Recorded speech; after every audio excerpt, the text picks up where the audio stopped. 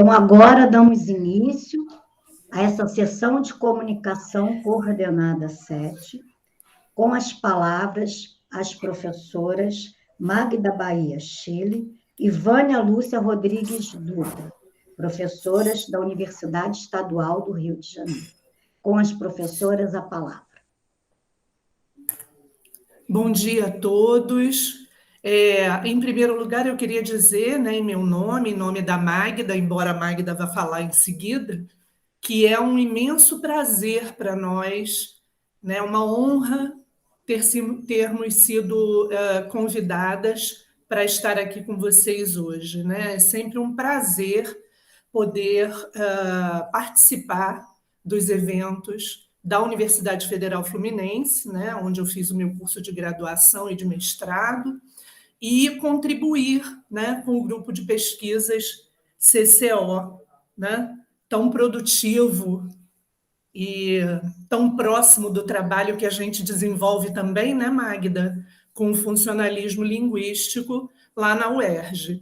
Então, eu quero dar as boas-vindas a todos e desejar, né, um período que será curto, infelizmente, mas um período bem profícuo, né, de trocas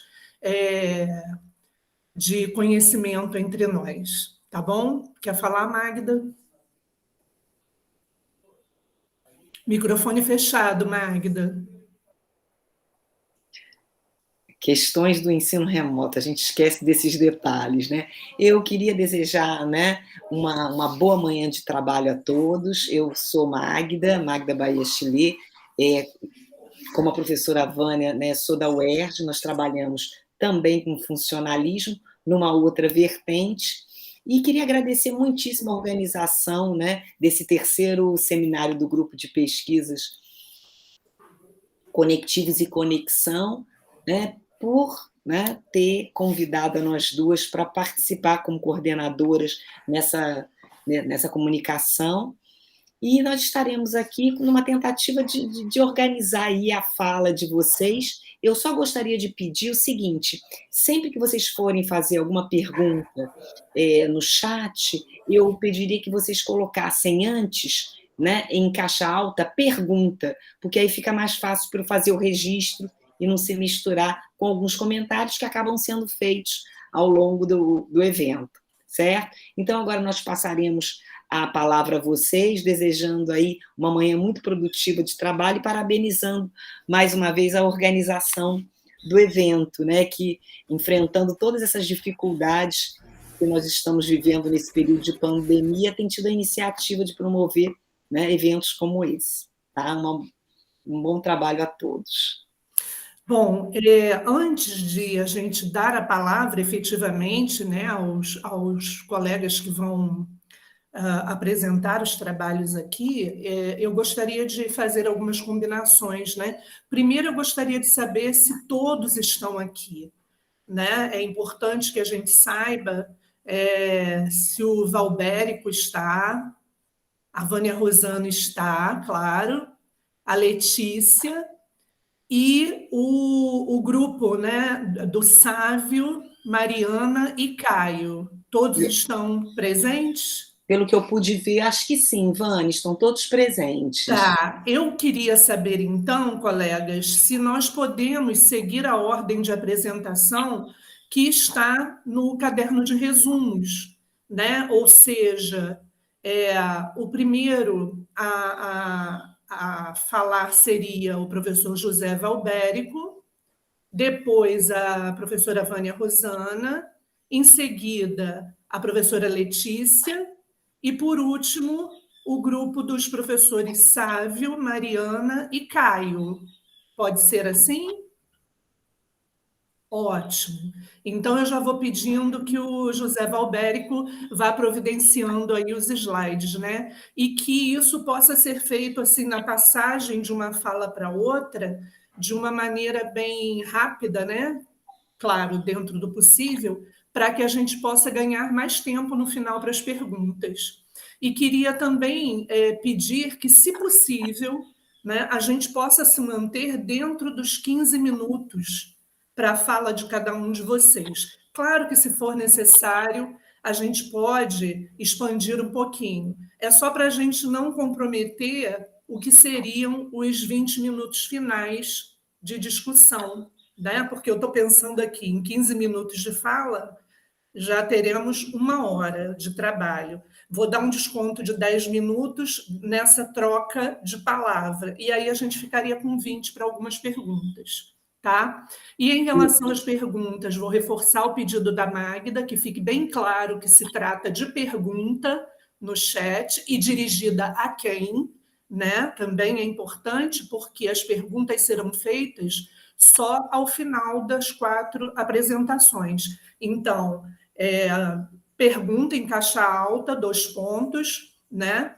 A própria pergunta, e ao final pode ser, entre parênteses, o nome da pessoa a quem a pergunta se dirige. Tudo bem, gente? Então, eu acho que a gente pode agora começar, né? Eu quero dar a palavra ao professor José Valbérico da Silva W. Costa, né? Quando ele terminar, imediatamente eu vou passar a palavra ao próximo palestrante. Valbérico, eu vou fazer um sinalzinho aqui com a mão quando faltarem 5 minutos, tá? Do limite de 20, tá bom? Então é isso. Com a palavra, o professor José Valbérico, que vai tratar das microconstruções em razão de e em virtude de, no português brasileiro, uma análise funcional centrada no uso. Bom dia a todos e a todas. É uma satisfação estar aqui, tá bom? Obrigado, professora Vânia, professora Magda, por estarem aqui nos coordenando, tá bom? Eu sou Valbérico, sou membro do CCO, sou orientando do professor Ivo do Rosário e atualmente doutorando no programa de pós-graduação em estudos de linguagem da UF, né? Bem, a minha pesquisa, né, gira em torno das microconstruções em razão de e em virtude de, né, no português brasileiro, e tem um viés, né, baseado na análise funcional, funcional centrada no uso, tá bom? Vou seguir aqui.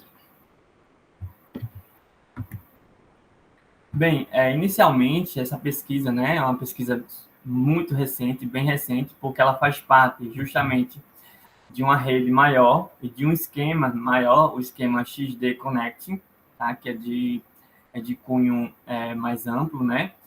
E dentro desse esquema, né, se observa as microconstruções, que é justamente onde se encaixa, né, o subesquema pré-PND Connect.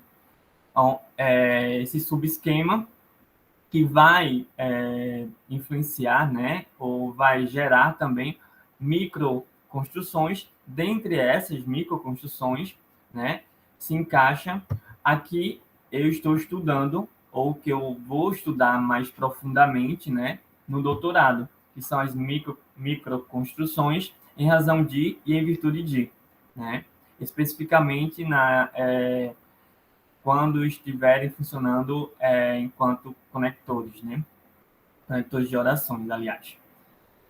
Bem, essa proposta, né, esse projeto, essa pesquisa que estou realizando tende a demonstrar como e onde esses conectivos estão atuando nos contextos de uso, bem como ilustrar os seus usos funcionais nos campos semântico, pragmático e cognitivo. Como se trata de uma pesquisa bem recente, bem inicial, porque estou no início do doutorado, então, de início, a visão é de tentar demonstrar justamente esses usos, né? E o seu funcionamento nesses campos, tanto semântico, pragmático, quanto cognitivo. Também faz parte da proposta na pesquisa de expor os usos desses conectivos nos contextos comunicativos, como também elucidar, né, as funções que eles desempenham nos usos. Então, tudo parte do uso propriamente, né? Como se trata de uma análise da LFCU, então, nosso ponto inicial é justamente o uso. E como essas microconstruções estão sendo usadas, né? Então, estão sendo utilizadas ali no ato comunicativo. O meu embasamento teórico aqui, né, o embasamento teórico dessa pesquisa, né, tem como suporte, né, inicial a linguística funcional centrada no uso, né, Doravante LFCU, e também a gramática de construções, na visão de Trogel e Trousdale, 2013, Rosário Oliveira, 2016, entre outros autores, né, e pesquisadores da área, tanto do Brasil quanto fora do Brasil também. E temos como ponto evidente, né, na pesquisa os mecanismos, tanto de neoanálise quanto de analogização, porque são mecanismos que estão sendo observados, né, e serão destacados ao longo da pesquisa. Então, eu trago aqui como destaque da pesquisa, tá bom? Justamente por considerar, né, esses mecanismos. Então, em se tratando de neoanálise, né, Trogel e Trousdale falam que consideramos a neoanálise como um micropasso em uma mudança construcional, mudanças de micropassos, quer de forma, quer de significado, podem ser particularmente bem captadas em modelos de gramática de construções que usam características ou modelos. E, com relação à analogização, né, os autores aqui falam o seguinte: é um mecanismo ou processo de mudança que resulta em pareamentos de significado e forma que não existiam antes. Então, partindo desses dois conceitos aqui, né, dessas duas propostas de análise, né, e de observação relacionada ao fenômeno, ao objeto, né, que nessa pesquisa aqui estou dando destaque, que é em razão de, em virtude de, vamos observar justamente esses micropassos, né, e essa significação que tem se valido aí nesse uso, como também esse pareamento que os elementos linguísticos, né, esses itens aí, e essas microconstruções, aliás, têm realizado nos seus usos.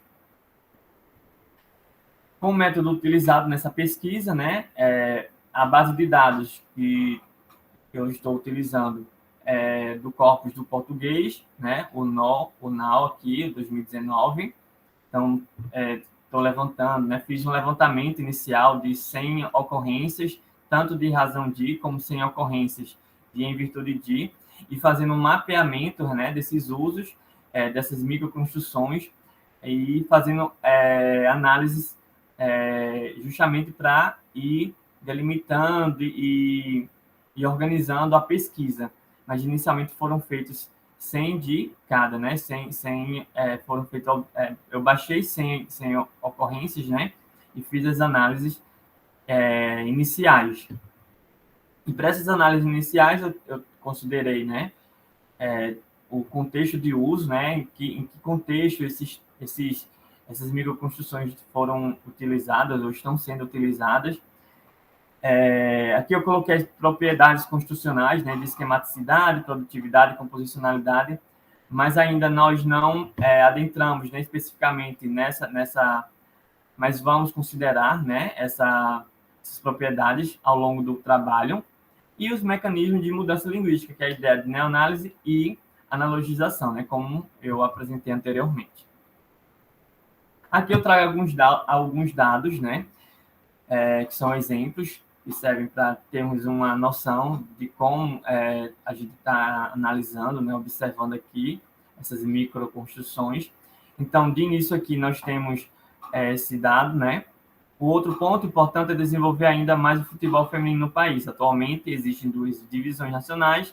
Na Série A1, né, são 16 equipes, e o torneio, que foi paralisado em razão do Mundial, está na 9ª rodada.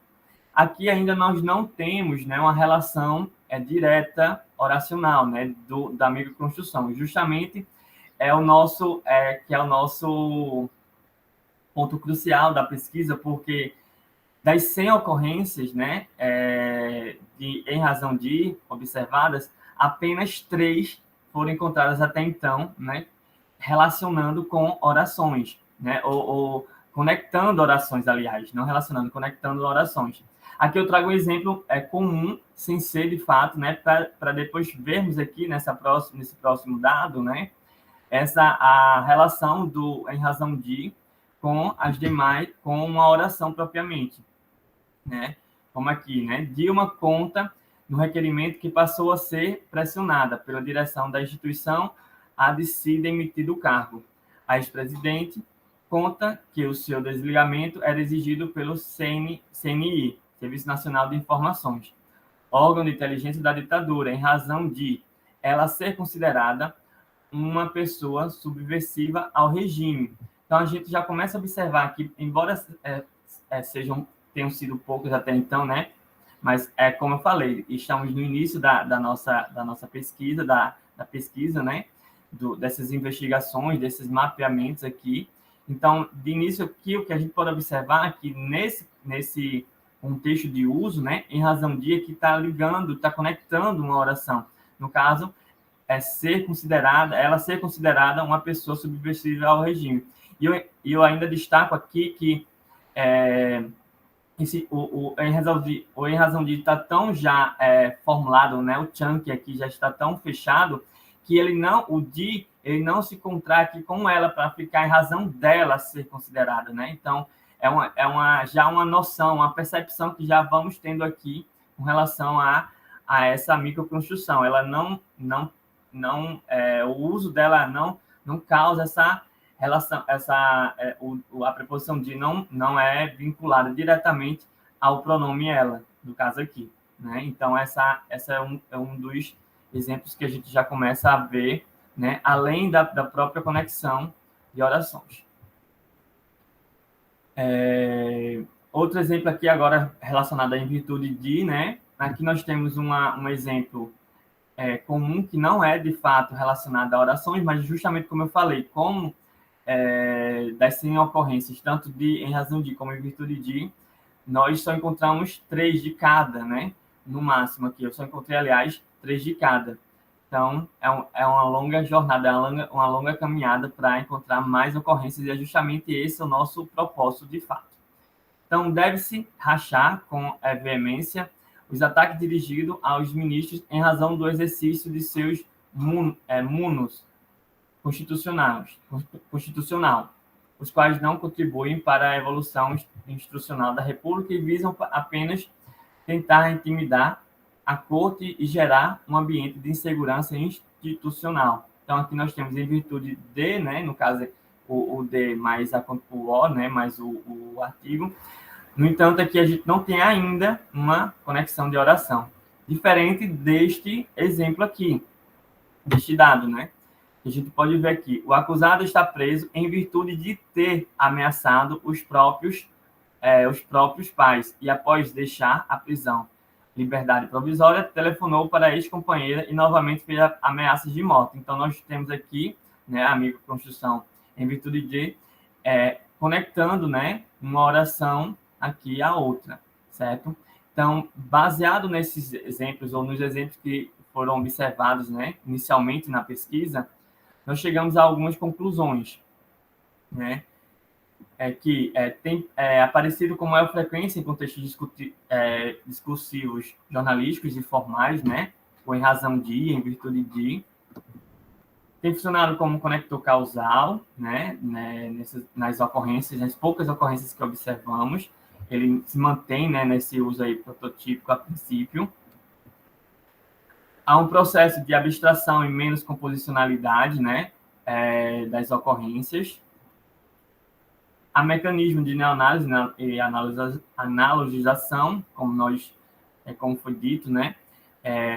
Neoanálise por se tratar de uma microconstrução que designa uma nova formatação semântico-pragmática, no eixo sintagmático, e analogização pela disposição de um novo pareamento de item lexicais, que no caso é preposição, nome e preposição, a partir de um exemplar, né? O exemplar que é justamente o subesquema, né, que nós vimos no início aqui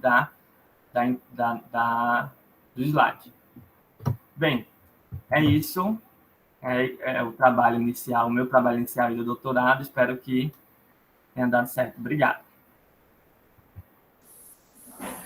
Valbérico, muito obrigada pela apresentação e você se manteve dentro dos 15 minutos, né? O que também vai contribuir para que a gente possa discutir o tema no final, né? Foi ótimo. Então, agora, eu acho que a gente pode passar a palavra para a professora Vânia Rosana, né? Que vai falar sobre a produtividade da construção conectora mais olha. Não é isso, Vânia?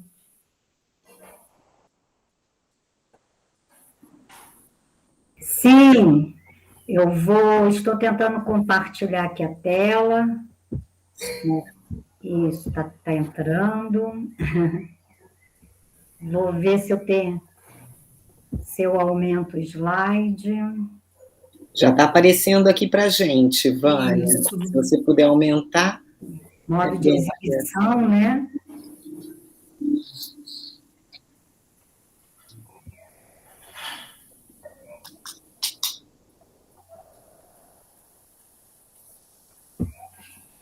Ver se... Não foi esse.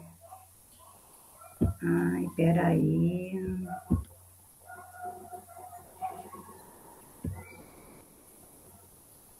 Ver se... Me confirmem, por favor. É esse mesmo. A produtividade da construção conectora contrastiva mais olha. Isso. Deixa eu voltar. Isso. Bom dia a todos novamente, né?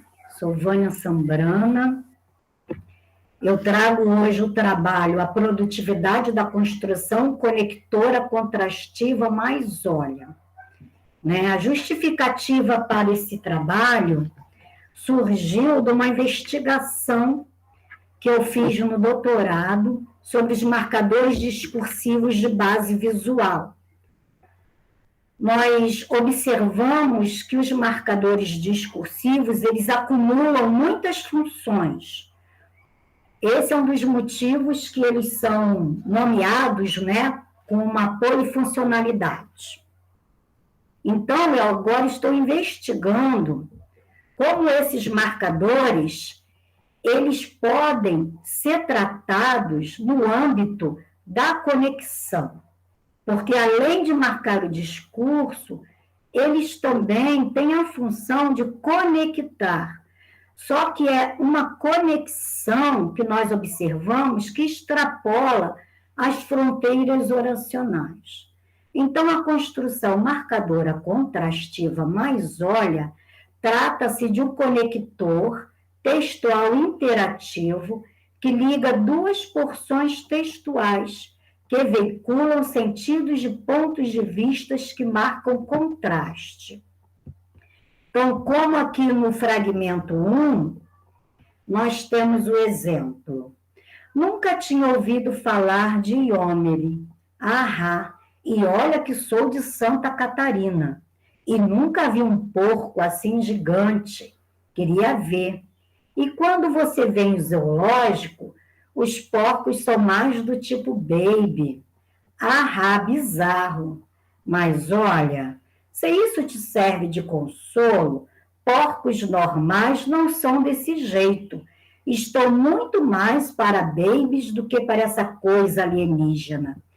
Então, o falante aqui, né, a falante no blog, é uma mulher, ela está vendo uma foto que alguém postou na internet de um porco, né, da raça Iomere, muito grande. Então, ela comenta que esse porco, ele é bizarro. Mas, olha, se isso te serve de consolo, porcos normais não são desse jeito. Então, o marcador discursivo aí, mais olha, além de estar marcando um contraste, está servindo de apoio discursivo, ele também faz uma ligação, ele favorece essa ligação entre uma porção do discurso e uma outra porção que vai se contrapor, vai se contrastar com essa porção anterior que já foi enunciada. A construção conectora contrastiva também trata-se de um chunking, formado por 2 marcadores discursivos altamente frequentes, que atua na conexão discursiva. Então, em nossos dados, nós observamos que nós temos marcadores discursivos mais olha, e nós temos marcadores discursivos mais olha, que atua como conector contrastivo. Então, nem toda ocorrência de mais olha executa a função de conector, mas todo conector contrastivo mais olha executa a função de marcação discursiva. Então, nós verificamos aí um acúmulo, né? Uma sobreposição de funções. Então, nós podemos observar aqui, nesses 2 fragmentos, no fragmento 1, eu tenho a ocorrência de mais olha atuando apenas como marcador do discurso. Vamos observar aqui em 2. Depois da explicação constrangedora e sem graça de Alatazam, Cartola parecia estar doido para ele terminar com aquilo logo, para lhe mostrar algo mais interessante. Tá bom, cara, mas olha, sabe em que esse robô foi programado? Fiton, cara, Fiton. Então, aqui nessa ocorrência 2, nós percebemos que mais olha, ele atua como marcador discursivo. Ele atua com aquele chamamento de atenção para direcionar a atenção do ouvinte para o segmento que vem após e auxiliar nessa interpretação desse segmento, né? Ele marca o contraste, mas aqui ele não é um contexto contrastivo.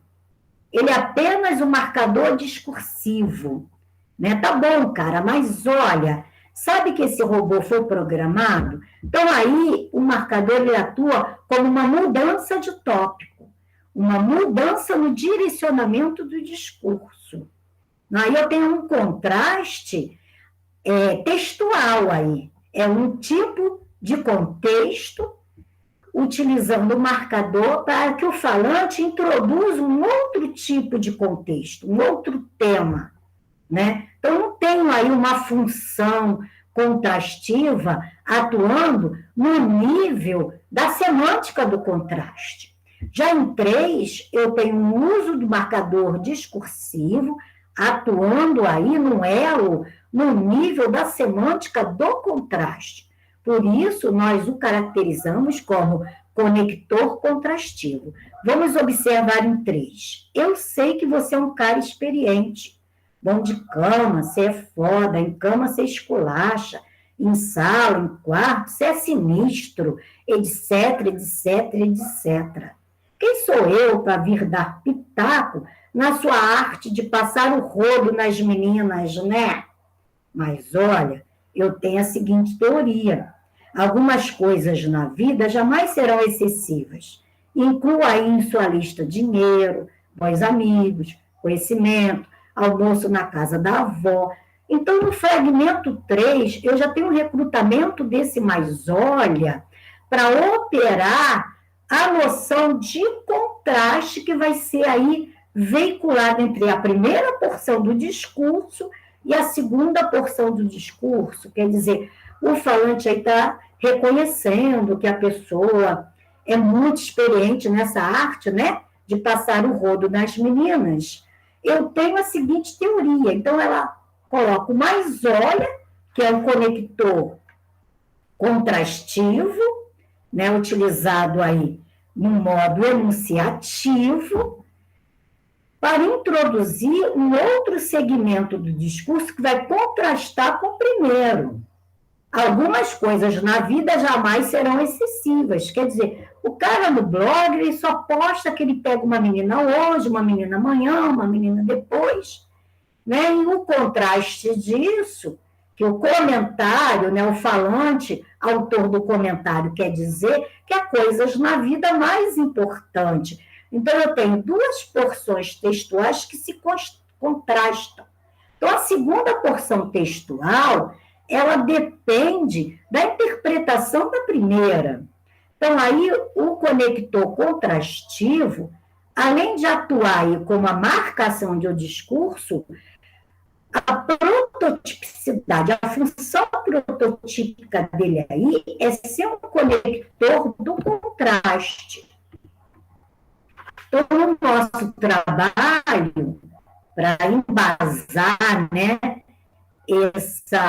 essa hipótese que estamos levantando, que na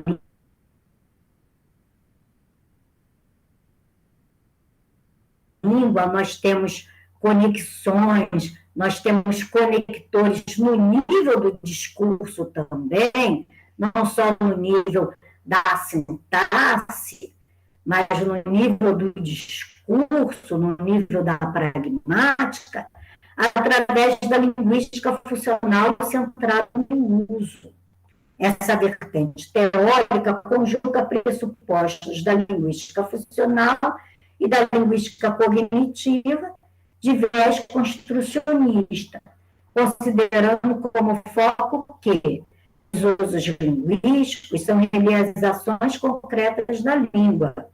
As unidades básicas da língua são construções e processos cognitivos, esquemas armazenados na memória e propósitos sociocomunicativos moldam essa execução da língua. Lançamos mão dessa base teórica para perseguir, né, hipótese. Então, o tema do nosso trabalho é sobre a produtividade da construção, né?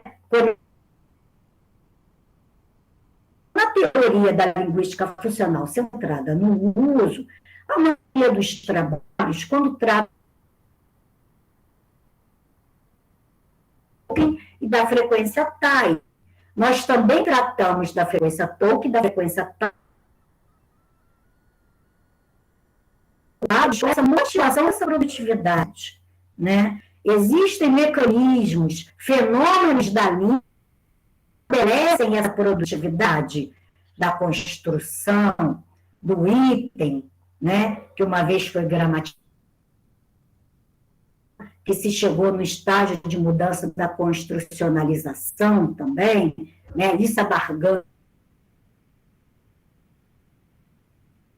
Então, nós pensamos em separar 11 dados, que são dados levantados do arranjo mais óleo, né? Então, nós separamos aleatoriamente os 100 primeiros dados. Contrastivos nesses 100 primeiros dados, para perseguir o que motiva essa produtividade.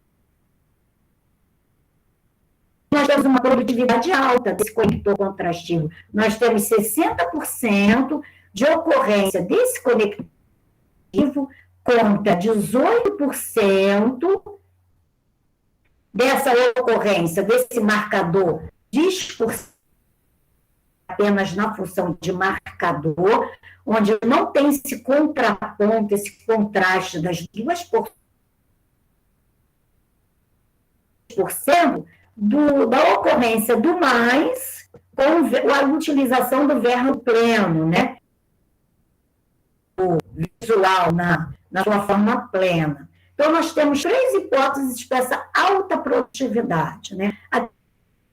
Se a frequência aumentou, se a frequência diminuiu. Aqui nós queremos investigar por que essa produtividade é alta, né? Se nós tivéssemos achado uma baixa produtividade, nós iríamos investigar por que essa produtividade.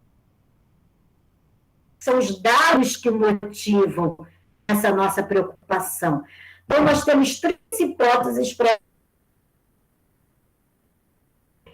um fenômeno que nós estamos intitulando no nosso trabalho histórico do contexto de produção. O segundo, outro fenômeno, né, que estamos intitulando como mecanismo de junção do discurso.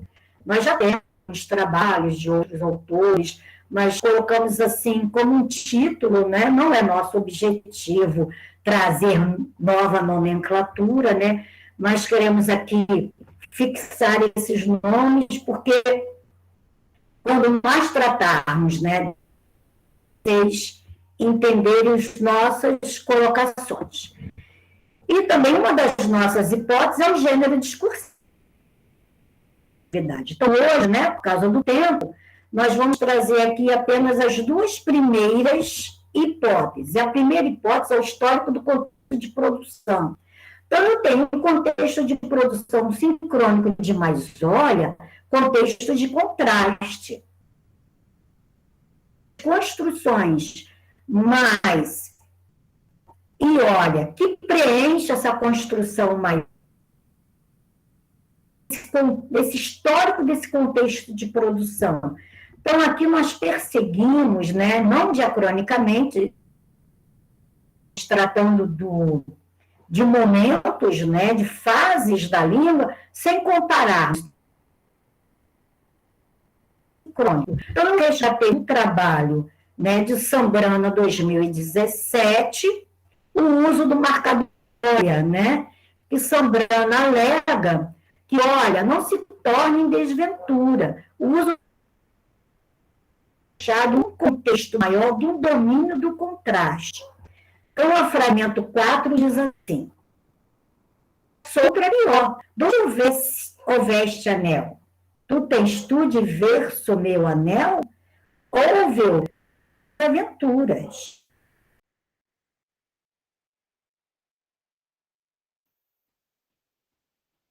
Pessoal, eu acho que a Vânia deve ter tido algum problema de conexão. Eu não sei se para você estava havendo alguma interrupção. Eu estava recebendo, né? Acho que Vânia também, né? Com alguns cortes, provavelmente. A imagem da Vânia Rosana estava congelando, né? E a fala também. E eu acho que agora ela caiu. Vamos aguardar um pouquinho, né? Se ela não conseguir retornar, a gente dá continuidade e ela pode, ao final, voltar e finalizar a fala, né, Magda? Ela já deve estar próxima do final mesmo, né? Que ela já estava analisando ali alguns exemplos, né? Então, vamos já. Lívia, Letícia, né? Você já vai se preparando aí, né? Então, a gente aguarda uns minutinhos, né? Para ver se ela consegue retomar. Agora, Letícia, você libera a sala para ela, porque eu acho que nós não temos essa possibilidade. Na verdade, eu também não tenho, porque o e-mail do CCO estava com ela. Ah, então ela vai conseguir, porque ela tem o... Ela vai conseguir. Ela já deve estar retornando aí. Coisas do ensino remoto, né, gente? A gente conta com esses imprevistos.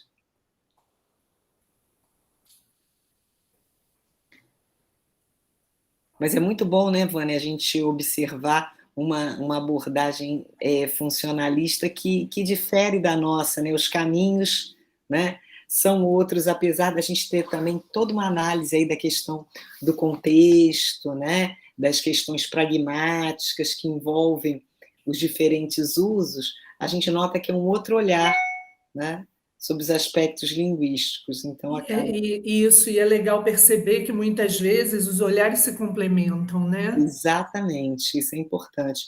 Gostei aí da apresentação do Valberico e achei assim, bem interessante, né?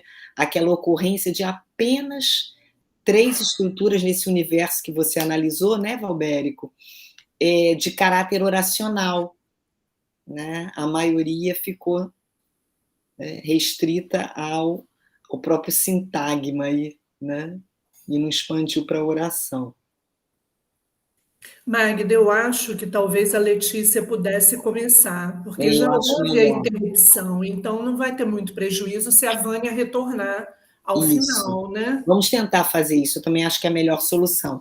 Então, gente, agora vamos dar a palavra à Letícia, né, que vai apresentar o papel dos correlatores indefinidos na articulação de contraste, na construção correlata apositiva. Tá? Obrigada, professora.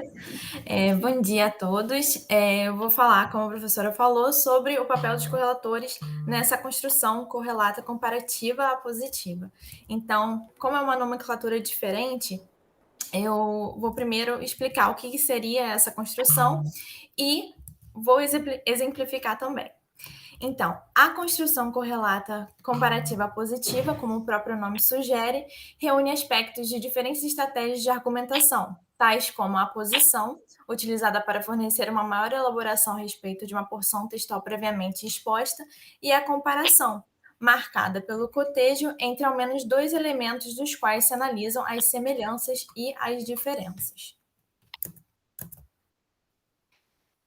Em nível intraconstrucional, a correlação de indefinidos auxilia na estruturação da comparação. Em nível textual, a presença da CCCA, que é como eu estou chamando essa construção, é geralmente evidenciada por uma pausa entre a própria construção e o sintagma ou enunciado ao qual ele se refere, promovendo uma retomada anafórica. Então, aqui seria o exemplo. A contaminação da crise política afetou em cheio a economia que já vinha combalida, é verdade, e em cadeia atinge estados, municípios, uns mais, outros menos. Então, essa porção textual aí que está destacada, ela vai servir como uma elaboração maior sobre uma informação já dada, a informação de que os estados e municípios vinham sendo atingidos. Desculpa. Então, o objetivo geral dessa pesquisa é estudar sincronicamente a CCCA, contemplando especialmente a relação comparativo-contrastiva favorecida pelo emparelhamento de indefinidos. Pretende-se também apresentar os diferentes tipos de contrastes verificados no corpus analisado. Então, a gente parte primeiro pela revisão da literatura. E um dos problemas que a gente já encontra é a relação da coordenação e da subordinação, porque normalmente os manuais de gramática, eles consideram apenas esses dois processos. E como acontece essa divisão entre só esses dois processos, isso acaba ocasionando uma demasiada generalização, que é incapaz de abranger satisfatoriamente a diversidade de construções linguísticas produzidas no dia a dia durante as interações comunicativas. Então, esses critérios aí, eles são baseados, normalmente, quando os autores explicam, eles vão falar sobre o critério de independência ou dependência, e a gente vai ver que esse critério não é um consenso entre os autores. Como eu disse, não há uma unanimidade no que tange ao que os gramáticos se referem ao estabelecerem esse parâmetro de independência, uma vez que alguns o aplicam à sintaxe e outros à semântica, e há também aqueles que os veem como propriedade de ambos os campos. Então, nesse contexto, em se tratando da comparação, por exemplo, esse recurso acaba sendo abrigado dentro do escopo das subordinadas adverbiais, e com isso a diversidade das construções comparativas observadas no uso não é contemplada de modo satisfatório. Em relação à CCCA, caso fossem levadas em consideração apenas as explanações gerais dos manuais de gramática, ela estaria, em termos de sintaxe, abrigada dentro do escopo da subordinação, por constituir uma parte de uma oração base devido ao seu caráter apositivo. No entanto, esse aspecto é puramente formal, de caráter apenas sintático, e leva em consideração apenas a disposição lógica da cláusula dentro da outra, que seria a sua matriz.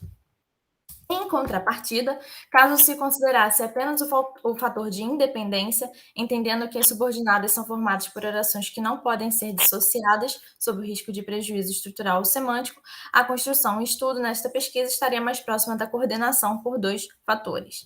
O primeiro, ela pode ser desconectada da cláusula que se liga por não a integrar em termos de composição sintática. E o segundo, que diz respeito à semântica, já que, de certa forma, a construção pode ser entendida como um enunciado completo. E aí, nesse contexto, surge a correlação, que seria um processo considerado mais adequado para explicar esse tipo de construção no nosso ponto de vista. Então, em relação à comparação, especificamente, autores como Oiticica, Módulo e Castilho evidenciam a relação de interdependência. Então, não é mais de dependência ou independência, mas interdependência que se estabelece entre os elementos comparados, fortalecida pelo uso de conectivos dispostos de forma paralela, ou seja, um em cada oração. Essa configuração caracterizaria um processo à parte dos demais, chamado correlação. No caso da CCCA, os responsáveis por organizar a correlação ligando esses dois enunciados seriam os próprios indefinidos, que eles não são considerados conectivos canônicos. Então, nesse sentido, é preciso ressaltar a contribuição do termo correlator proposto por Rosário para análise da CCCA, uma vez que este expande o que se entende por conectivo na correlação, englobando não apenas as conjunções mais prototípicas, mas também recursos gramaticais mais marginais, responsáveis pelo enlace de diferentes porções linguísticas. Então, assim, a denominação de correlator abrange todo e qualquer item que tenha por função conectar porções sintáticas e discursivas, contanto que dentro de um escopo correlativo. Um fator muito importante nessa correlação dessa construção especificamente são os indefinidos. Então, eu peguei um pouco do que tem disponível na literatura sobre os indefinidos para a gente entender um pouco por que ele foi recrutado para essa construção especificamente. Então, os pronomes indefinidos, de maneira geral, são identificados como itens utilizados para exprimir vagueza ou indeterminação de quantidade. De acordo com Castilho, tais quantificadores concorrem para que um texto tem um caráter de indefinitude, imprecisão. Em relação aos indefinidos recrutados especificamente para a estruturação da CCCA, são encontrados na prótase, que é o primeiro segmento. E suas variações, gênero e número, algumas, sempre no plural, e muito e suas variações de número e gênero. O de gênero vai ser encontrado só vai ser encontrado no singular e no feminino quando ele estiver associado a gente, no caso de muita gente. E na apódose, por sua vez, os únicos indefinidos encontrados na construção são outro e as suas variações de gênero e número. A fundamentação teórica esse trabalho faz parte da linguística funcional centrada no uso, que nasce do contato entre os estudos e pressupostos da linguística funcional e da linguística cognitiva, as quais consideram em suas análises não só a língua por si mesma, mas também os fatores externos, o contexto em que o discurso é realizado, a sua função e a própria experiência do falante no uso linguístico. Tem, portanto, como um dos princípios básicos o fato de que a estrutura linguística vai emergir do uso que é feito dela nas diversas situações comunicativas. Então, um outro conceito bastante caro para esse trabalho, no caso, e para os estudos funcionalistas, é o de construção, que vem da gramática de construções. Então, a construção ela é entendida como um pareamento indissociável de forma e função. Troglodyte e Truesdale esquematizam a construção por meio dessa fórmula que está aparecendo aí, na qual F designa a forma, englobando aspectos sintáticos, morfológicos e fonológicos, enquanto S representa significado, abrangendo as dimensões discursivas, semânticas e pragmáticas. Então, aqui a gente tem uma representação do que seria uma construção que foi proposta por Croft, e já que ele entende essa importância integrada, né, para o estudo linguístico, ele vê a construção como esse pareamento entre forma e significado, e a forma tem essas propriedades que eu falei, sintáticas, morfológicas e fonológicas, enquanto o significado ele abrange propriedades semânticas, pragmáticas e discursivo-funcionais. Outro conceito que eu coloquei aqui brevemente é o de categorização, que é muito importante para a gente entender qual a visão de categorização que a gente tem nesse trabalho, porque não é uma questão de pertencer ou não pertencer. Existe um contínuo dentro desse critério de categorização, que ele vai do elemento mais prototípico para o menos prototípico. E aí, o que acontece com isso? A gente vai entender que não existem limites rígidos entre as categorias, e que essas são essencialmente frutos da cognição humana a partir de padrões estabelecidos e verificados no uso. Essa noção é fundamental para essa pesquisa, uma vez que o objeto estudado, que é a CCCA, ela é, na verdade, uma estrutura híbrida de classificação complexa. A CCCA mescla em diferentes níveis processos variados, como o de correlação na organização formal e os de comparação e aposição ligados não só à estrutura, mas também à semântica, servindo a propósitos argumentativos específicos. Então, aqui eu passo para a análise dos dados. A análise trata-se de uma pesquisa sincrônica qualitativa com base em dados retirados de discursos e votações da Alerj no período de janeiro de 2015 a julho de 2021. A partir da análise dos dados, pretende-se determinar a função do emparelhamento dos correlatores indefinidos para o desenvolvimento da comparação e, consequentemente, do contraste, as diferentes nuances de comparação verificadas no uso da CCCA e os tipos de contraste que se desenvolve com o auxílio dos correlatores indefinidos. Aqui é a rede construcional, né? A gente encontra no nível mais abstrato essa fórmula aí, que pode ter a preposição ou não. A gente vê que o indefinido na prótese ele pode ser alterado, como eu já tinha falado, mas na apótese é sempre o outro, que ele vai fazer justamente esse papel de estabelecer o contraste, porque o outro ele remete àquilo que é diferente, aquilo que não é o mesmo. Mas antes de passar para a análise, de fato, a gente tem que ver que existe uma diferença entre comparação e contraste, apesar desses conceitos estarem muito próximos. Então, a comparação ela é feita com base em elementos comuns entre os itens que estão sendo observados lado a lado, ou seja, o fator que permite o início desse processo é a semelhança, enquanto que no contraste, por sua vez, ele tem como base a diferença. A partir do momento em que dois elementos são comparados, é possível que se depreendam propriedades diversas que se distinguem ou se contrapõem. Desse modo, o ato de contrastar está diretamente relacionado ao de comparar. Para a análise da comparação, a gente usou os critérios definidos por Neves e Ratner, que elas estabelecem o elemento comum, que seria o que permite o início desse processo de comparação, os elementos em contraste, que são as duas porções que estão sendo correlacionadas, o marcador de contraste, que normalmente é uma conjunção, mas a gente vai ver que no caso da CCCA a gente não tem esse... o marcador do contraste ele vai variar, dependendo do contraste que a gente vai encontrar, mas o expediente do sintático do contraste é o que a gente não tem na CCCA, que são essas conjunções canônicas que a gente encontra na comparação. A gente não vai ter isso na CCCA. E a juntura é o total da sentença que a gente está analisando. Então, o exemplo mais próximo que é citado pelas autoras é esse daqui. Há uma diferença apenas de grau. Um é mais profundo do que o outro. Aqui, no caso, a gente tem uma comparação convencional. A gente tem o expediente sintático do contraste, que é o do que. Então, o elemento comum é o ser profundo. Os elementos em contraste são um e outro. O marcador do contraste é o mais, que ele representa uma desigualdade com superioridade. E a juntura seria um mais profundo do que o outro.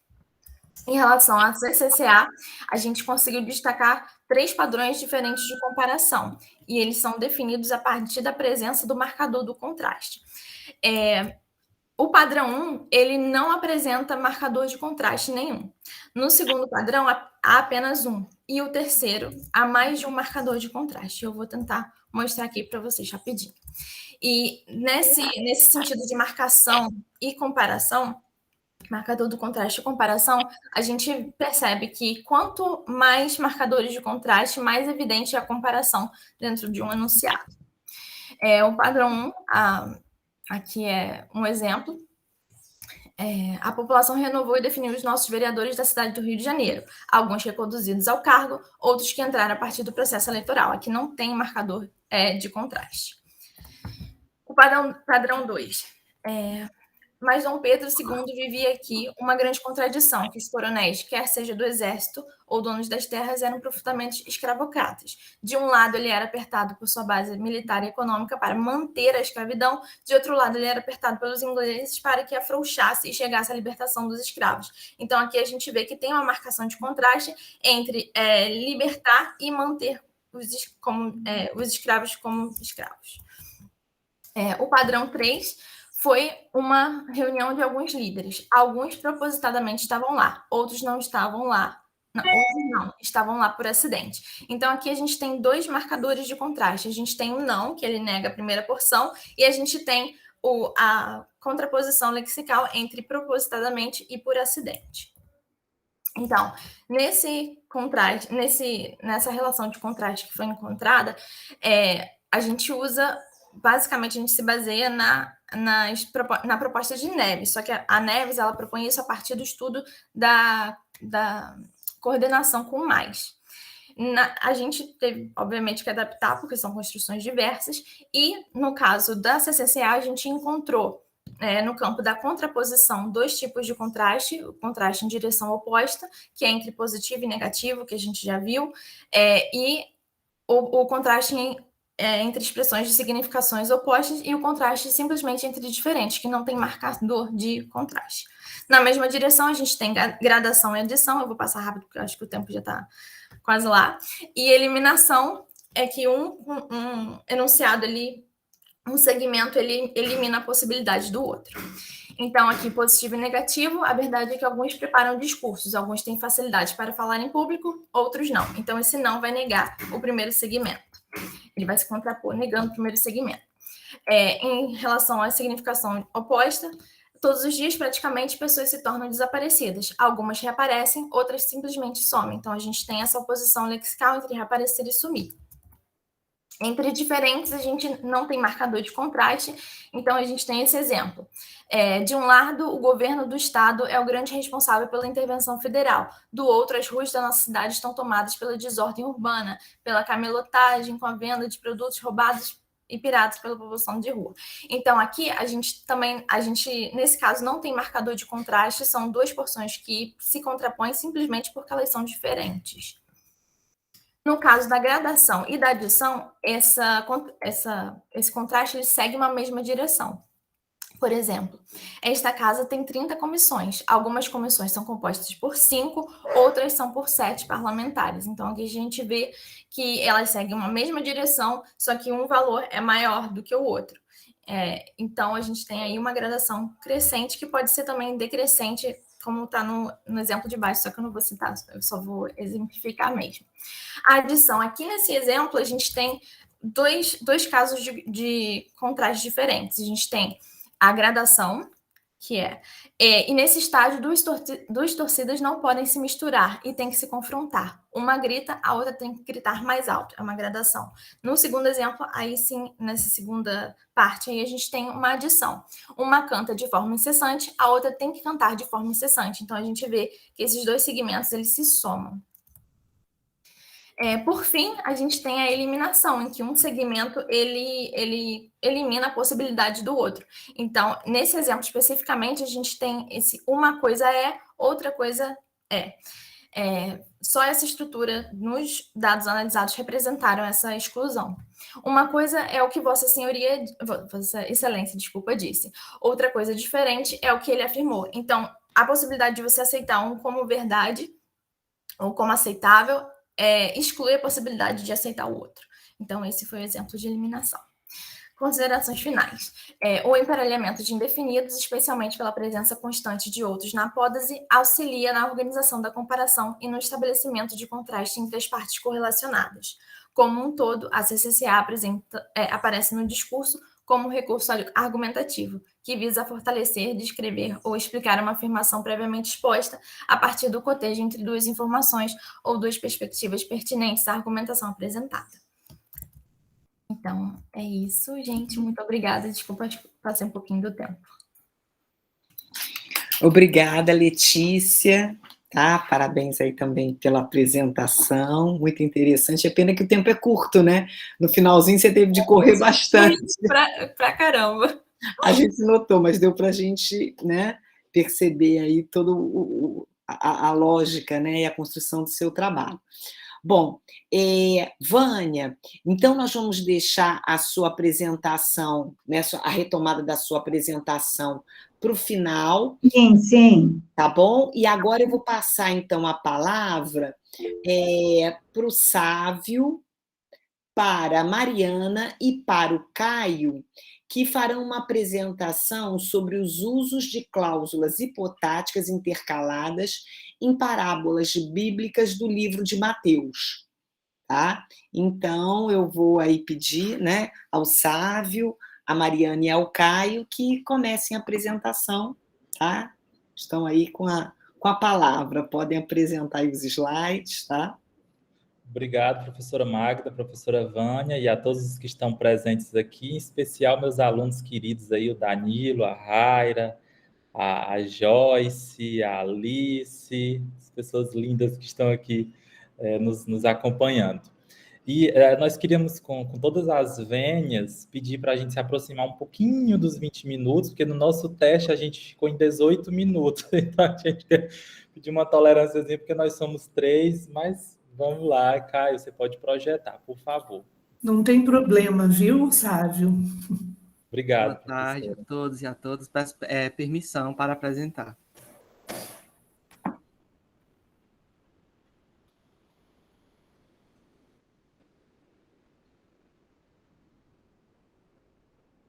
Só confirmem se vocês estão conseguindo visualizar o nosso slide. Sim, Caio, estamos sim. Muito obrigado. Pode continuar, professor. Tá, joia. Agora sim, vamos. Joia. Então, eu sou o professor Sávio, sou professor do Instituto Federal de Educação, Ciência e Tecnologia do Ceará e da Universidade Estadual do Ceará, e nós vamos falar hoje sobre os usos de cláusulas hipotáticas intercaladas em parábolas bíblicas do livro de Mateus. Eu sou a Mariana, sou mestranda em Linguística pela Universidade Federal do Ceará e eu trabalho com articulação de orações, né, na linha de descrição e análise linguística. Olá, eu sou o Caio, sou estudante do curso Técnico Integrado em Redes de Computadores do IFCE do campus Boa Viagem. Vamos dar seguimento à nossa apresentação. Aqui está o nosso sumário. Então, mediante o nosso tema, usos de cláusulas hipotáticas intercaladas em parábolas bíblicas do livro de Mateus, como vocês puderam ver, objetivamos analisar os usos das cláusulas hipotáticas intercaladas em textos narrativos da língua portuguesa, a saber, neste caso, as parábolas bíblicas presentes no livro de Mateus. Como hipótese, vale trazer, então, a discussão, o pensamento de Cavalcante 2020, quando defende que, ao contrário do que apontam os compêndios de escrita, a intercalação não complexifica a interpretação da sentença, mas é utilizada para facilitar a interpretação do estado de coisas descrito na nuclear, servindo a funções textual discursivas. Assim, determinamos em nossa pesquisa o desempenho de aprofundarmos em uma descrição mais, digamos, pormenorizada, mais detalhada das cláusulas intercaladas, certo? Dado que as definições sobre elas não são tão claras ou até mesmo não são bem tratadas no âmbito da pesquisa linguística. Continuando, tendo assim a Bíblia, em especial o livro de Mateus, como dispositivo linguístico, nós mapeamos diversos loci nos quais a intercalação pode ocorrer, em que ela pode ocorrer. Exemplo da nossa pesquisa está aqui nesse trecho. Mas os lavradores, vendo o filho, disseram entre si: este é o herdeiro, vinde, matemo-lo e apoderemo-nos da sua herança. Mateus 21, 38.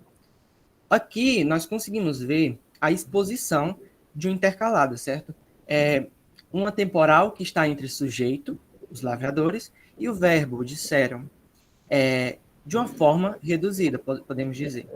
Especificando, então, nesse caso, um cenário do período. Ele está especificando, dando um cenário ao sujeito, por exemplo.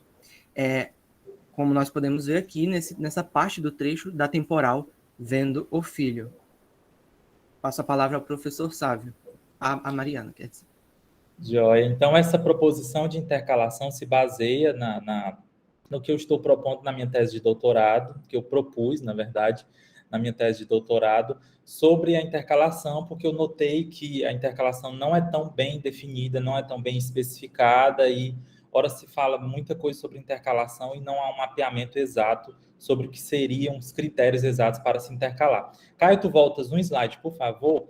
Então, aqui, por exemplo, Na minha proposta, eu trato essa oração aqui como que eu chamo de oração intercalada prototípica, porque ela está intercalada dentro da oração nuclear, ou seja, separando sujeito e verbo, que são termos agregados, embora haja uma menor aderência entre verbo e objeto, por exemplo.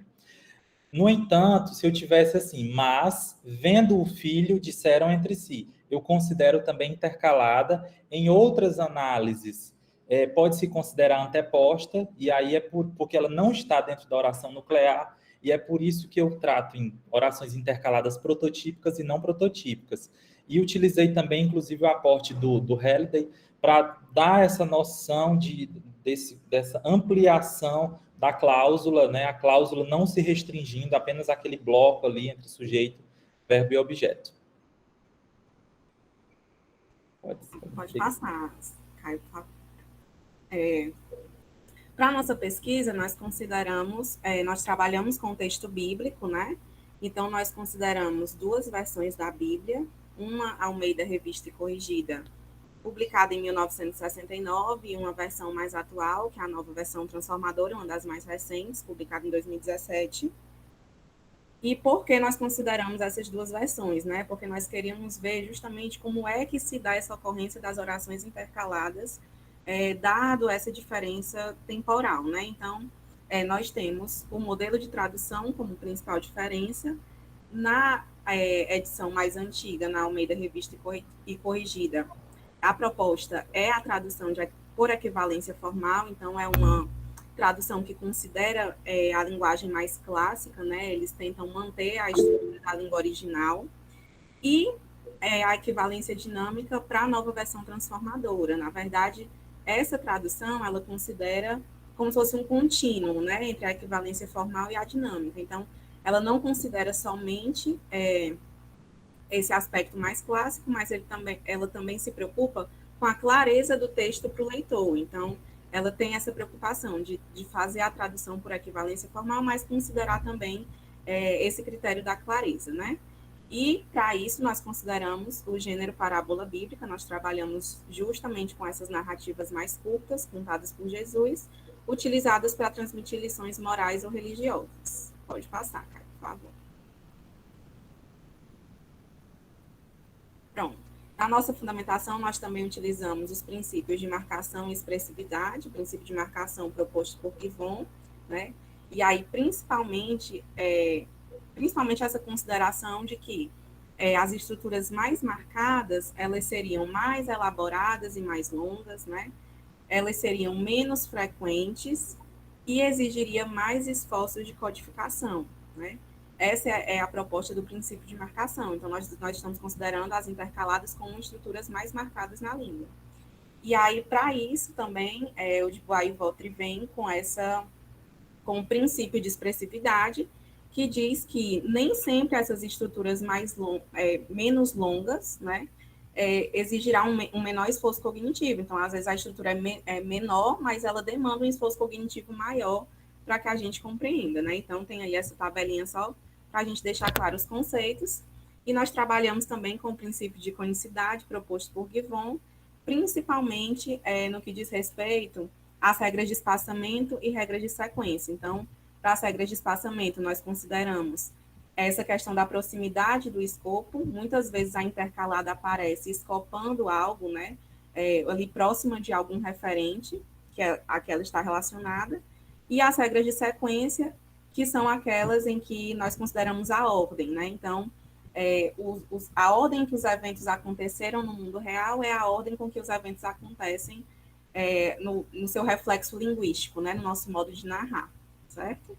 Pode passar, Caio, por favor. Pronto, nossa abordagem metodológica é de cunho qualitativo e quantitativo, a nossa pesquisa descritiva e explicativa, e para isso, né, para a gente tratar os dados, nós utilizamos as parábolas consideradas pelo site BíbliaOn e coletamos os dados, né, as cláusulas hipotáticas intercaladas pelo site Bíblia Online, porque nós tínhamos a opção de coletar já nas 2 versões, né, então nós tínhamos acesso às 2 versões e coletamos os dados. Para o tratamento dos dados, nós consideramos alguns grupos de fatores, né? Então, nós consideramos a versão da Bíblia, o locus da oração, onde é que a oração está aparecendo ali na estrutura, o tipo de oração, se era reduzida ou se era desenvolvida, e o valor semântico da oração. Ela estava expressando tempo, causa, consequência, né? Então, a gente deu uma olhadinha para isso também. E nós observamos ainda as funções textual-discursivas. Essa era uma análise mais qualitativa. A gente tinha que olhar mais cuidado para ver qual era a função que a oração estava sendo desempenhada ali. E aí, nessa coleta de dados, nós chegamos a um total de 74 ocorrências. E aí, agora, nós vamos explicar um pouquinho melhor como foi essa análise. Perfeito. Então, o que eu tenho percebido e defendido é que essa intercalação, embora seja uma estrutura marcada, porque ela rompe termos mais agregados entre si, ela vem em baixa frequência na língua, de acordo com outros trabalhos também que eu já fiz. Por dedução lógica, ela seria um pouco mais complexa cognitivamente, isso pensando no princípio da marcação, mas se a gente pensar, o próprio Guivon também fala que marcação é dependente de contexto, e aí de Bois e Vautre vem com essa proposição de que também pode haver equilíbrio os esforços de codificação, então a gente pode usar uma estrutura marcada para exatamente equilibrar esses esforços de codificação. Então a gente acredita e a gente defende que a intercalação, embora represente essa ruptura, mas cumpre funções textual discursivas e ela é como se ela precisasse se intercalar para antecipar alguma informação, para auxiliar na construção referencial. Então, por exemplo, olhando para a versão da Bíblia, a gente percebe uma disparidade bem grande, né? Então, a versão de 69, a versão de Almeida, tem 87% de orações intercaladas, enquanto a versão transformadora tem um pouco mais de 12% de orações intercaladas. A gente percebe pelo próprio propósito da Bíblia, porque a versão transformadora ela tem esse propósito de ser um texto mais claro, mais limpo e com menos estruturas dessas que seriam tidas como estruturas mais complexas. Pode passar, Caio.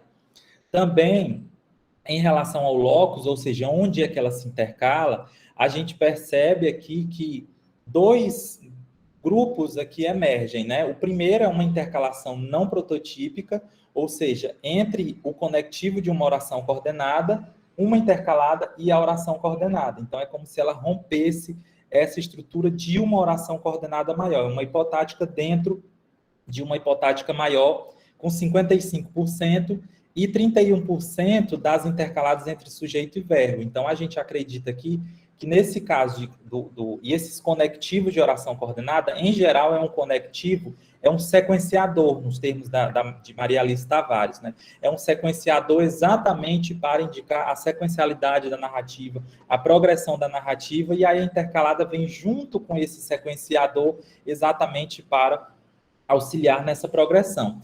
E também as intercaladas entre sujeito e verbo, aqui 31% dos nossos dados, auxiliam na progressão referencial daqueles referentes às quais estão acopladas. Pode seguir. Em relação ao tipo de oração, então nós temos mais orações reduzidas. E aí a gente tem o postulado, marcas levam a marcas. Então, estruturas marcadas levam também a estruturas marcadas. Se a gente tem uma maior frequência de orações intercaladas naqueles textos da Bíblia, da Revista Corrigida da Almeida de 69, então a gente vai ter também a hipótese, né, e ela se confirma que haveria também estruturas mais marcadas junto a outras estruturas mais marcadas, por isso esse predomínio de orações reduzidas, que, embora sejam estruturas mais marcadas, mas eu analiso também assim como elas apagam o sujeito, elas apagam o objeto, exatamente, elas contribuem para essa clareza. Adiante. E também, em relação ao valor semântico, nós percebemos uma amálgama entre valores, a gente tem modo e tempo e causa, tempo e concessão, tempo e condição, tempo, concessão, causa e proporção, mas o valor maior aí, por causa do gênero, é o valor de tempo e também tempo e causa. Adiante. E aqui nós temos... pode passar, Caio. Nós temos uma análise, uma breve análise aqui na parábola do credor incompassivo, certo? Que é aquela parábola um rei foi prestar contas com um servo, o servo estava devendo, o rei perdoou aquele servo, mas aquele servo, quando ele tinha um devedor, ele não perdoou aquele devedor, né? E aí depois ele foi lançado, ele foi atormentado, né, pelos atormentadores. Então a gente tem aqui no versículo 24, por exemplo, dizendo, e começando a fazer contas. A gente percebe aqui o E, que é um sequenciador, então assim, o reino do céu pode comparar-se a um rei que quis fazer contas com César. E começando a fazer contas, então a gente tem primeiro essa sequencialidade e depois a oração intercalada entre o conector e a outra, a oração, o bloco duro da oração nuclear, exatamente contribuindo para esse enquadre cênico desse estado de coisas que vai ser narrado. No versículo 25, a gente tem uma ordem icônica de causa e efeito. Então, não tendo ele com o que pagar, o seu senhor mandou que ele fossem vendidos. Então, causa e efeito, a gente tem essa ordem aí. Nos versículos 26 e 27, a gente tem uma motivação para intercalação por paralelismo. Percebam que é a mesma estrutura, sujeito, oração intercalada e o verbo, a continuidade da oração nuclear, do mesmo jeito na 27. Então, a gente tem um paralelismo aqui, que é uma motivação importante também. Alguns defendem, já que é até um princípio da língua, inclusive a questão do paralelismo, e agora com ressalvas, né? Com ressalvas porque nós temos aqui, por exemplo, no versículo 26, uma intercalada reduzida de gerúndio, e no 27, uma reduzida de particípio. Do ponto de vista da iconicidade, nós temos uma proximidade também. Aquele servo prostrando-se, ou seja, quem se prostrou foi o servo. Então, não faria sentido colocar esse prostrando-se lá para o final, ele tem que ser antecipado para ficar junto ao termo em que ele escopa. Pode passar. Na parte 2, nós temos aqui, e lançando mão dele, sufocava-o. E o seu companheiro, prostrando-se aos seus pés, rogava-lhe. Então, nós temos novamente aqui ordenação icônica, sequencialidade. Então, primeiro lançou mão, depois sufocou, primeiro se prostrou, depois se rogou. Então, porque quando ela se pospõe, principalmente as gerundivas, às vezes ela ganha leitura modal. Então, ela tem que antecipar e, junto com esse conector, esse E, ajuda nessa continuidade da narrativa. Pode seguir, Caio. Na parte 3, eu trouxe para vocês aqui só o que seria, no versículo 34, ordens alternativas. Então, por exemplo, a gente não poderia, no versículo 34, dizer indignado e o seu senhor. Seria a gramatical. Se eu dissesse o seu senhor indignado, pressupõe que tem um senhor que está indignado e outro senhor que não está indignado, e ela viraria, inclusive, aí até um adjetivo, né? Até porque é bem polêmica essa história aí dessa oração participial, que não projeta nenhum complemento, mas, por exemplo, Cunha-Sintra, o Cury, apresentam alguns exemplos assim, desses adjetivos deslocados que também podem exercer essa função de oração reduzida. Se a gente dissesse o entregou indignado, perde aquela ideia de causa e efeito. Então, assim, indignado entregou aos atormentadores. Se eu colocasse para depois, ganharia uma leitura mais modal, ou seja, entregou indignado. E não necessariamente é essa, né? Ele quer seguir essa ordem icônica de causa e efeito. E se a gente colocasse os indignados para depois de atormentadores, então o contexto não dá pistas para a indignação dos atormentadores. Até brinquei dizendo assim, que os atormentadores estavam achando era bom que estava atormentando os outros, né? Pode passar, Caio.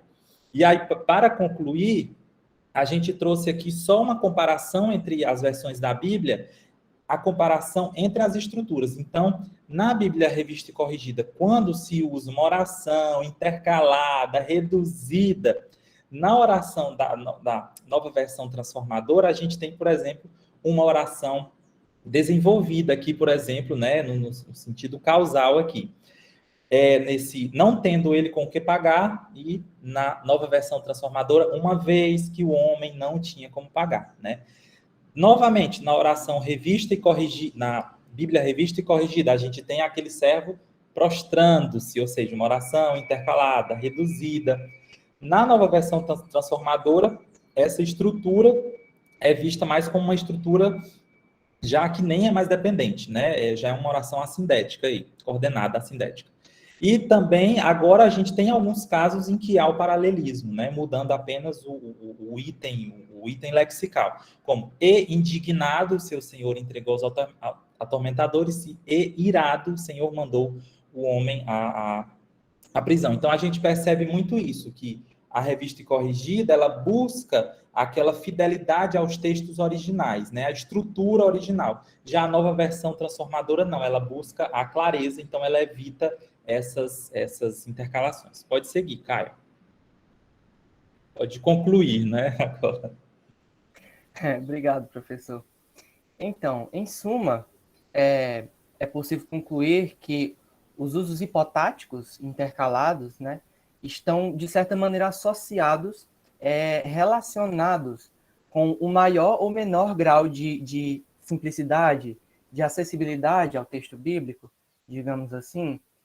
E dentro de tudo isso, né, que o professor Sábio, a professora Mariana já colocaram, a gente consegue ver, né, a análise desses textos na Almeida Revista e Corrigida, que, no caso, adota esse princípio de tradução de equivalência formal, né, que tenta preservar aqueles aspectos formais do texto bíblico, referindo-se aos seus idiomas originais, o hebraico, o aramaico, o grego, no caso do Novo Testamento, onde estão contidas as parábolas.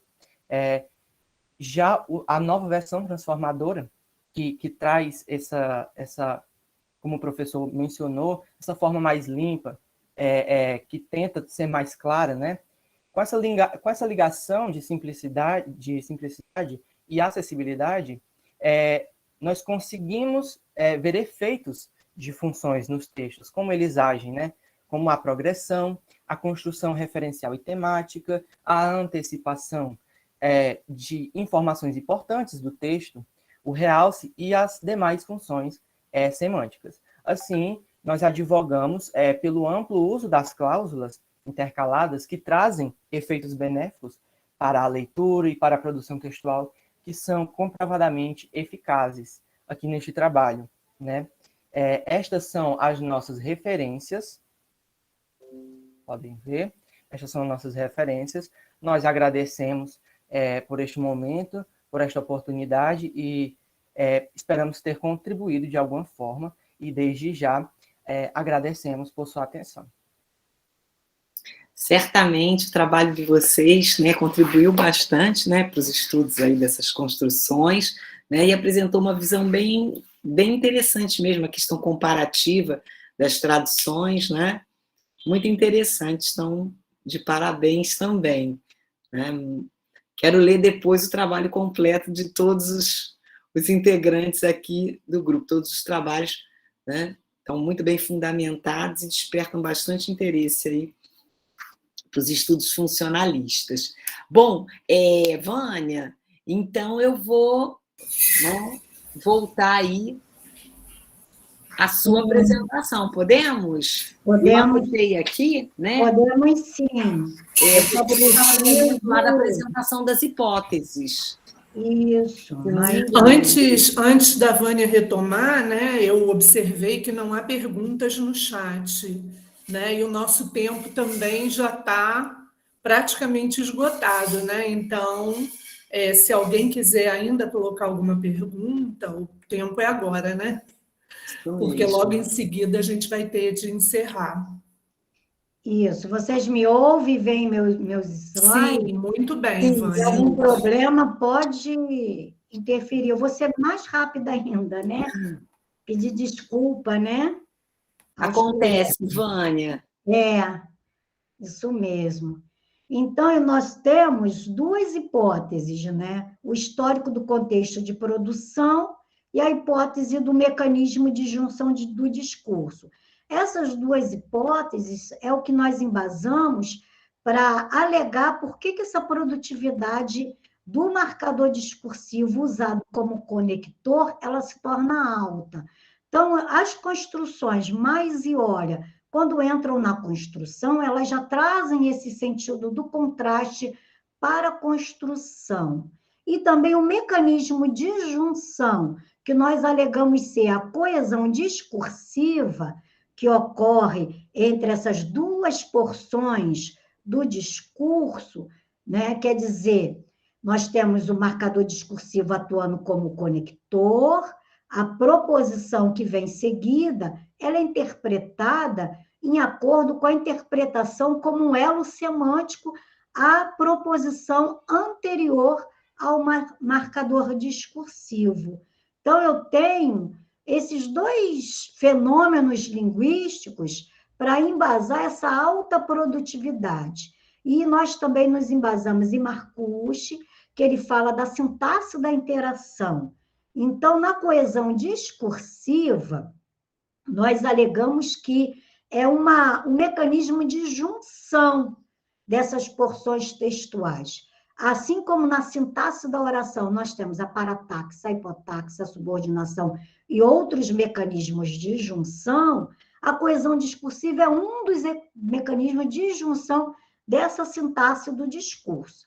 Então, como resultado preliminar, nós temos que os marcadores discursivos que preenchem o slot da construção, eles trazem por persistência essa semântica do contraste, e o efeito de coesão contribui para esse processo de integração das porções textuais do texto, do discurso coerente. Então, a construção está sendo vista nesse trabalho como um elo semântico da tessitura do discurso, é um marcador discursivo porque orienta a interação, e é um conector porque realiza essa junção. Então, na rede de construções que fazem parte da língua, nós temos esses limites, né, como diz Gibran, muito difusos entre construção conectora, né, e construção marcadora discursiva. Então, fica aqui meu trabalho, desculpem, né, essa apresentação tão rápida,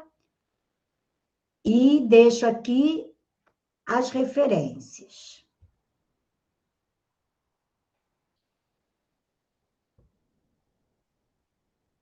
Obrigada, Vânia, pela Desculpa sua ser tão rapidinha, por causa do tempo também. Exatamente. Agradeço a você, Vânia, agradeço a todos os outros participantes e parabenizo a todos também, né, pelas propostas tão interessantes e tão ricas, né? Mesmo num tempo tão curto, vocês conseguiram, né, apresentar de maneira bem clara e bem consistente aí a proposta de trabalho de vocês, né? Eu gostaria de saber se vocês têm alguma pergunta, se vocês querem fazer, não propriamente alguma pergunta, algum comentário sobre os trabalhos.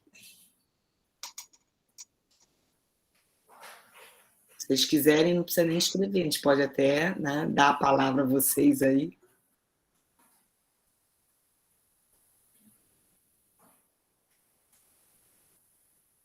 Não? Estou achando que não, Magda. Bom. Então, né, eu acho que a gente pode encerrar essa etapa do trabalho de hoje, né, para o intervalo de almoço, para as pessoas poderem retornar depois, né? De minha parte, eu quero me juntar à Magda no agradecimento, na parabenização pelos excelentes trabalhos que nós assistimos aqui, né? E lembrar a vocês da publicação, para que não deixem de enviar o texto, porque, como ela disse também, né, a Magda, a gente quer ler na íntegra a versão do trabalho de vocês, tá bom? Se os apresentadores puderem aparecer, né, abrirem as câmeras aí, para a gente fazer um registro desse momento. Não só os apresentadores, todos que estão aí, né? Para a gente tirar uma foto desse momento. Seria acho ótimo. Que vale a pena, né? Então, vamos lá? Vamos, mais alguém? Mais alguém aí abrir a câmera?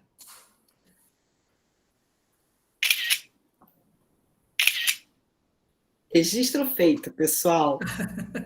Bom, gente, muitos parabéns aí, né? A gente espera encontrar vocês em outras oportunidades aí, tá? E agradecer mais uma vez a organização do evento pelo nosso convite e essa possibilidade de entrar em contato, né, com visões tão ricas aí sobre assuntos tão diversos.